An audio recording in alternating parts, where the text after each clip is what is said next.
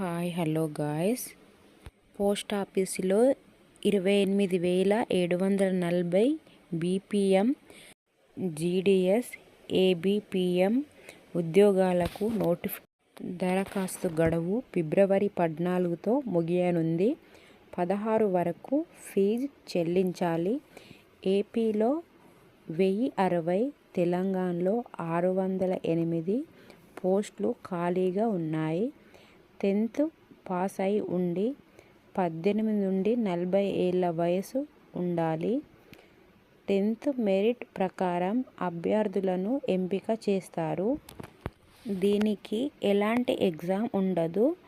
జీతం పోస్టును బట్టి ఉంటుంది.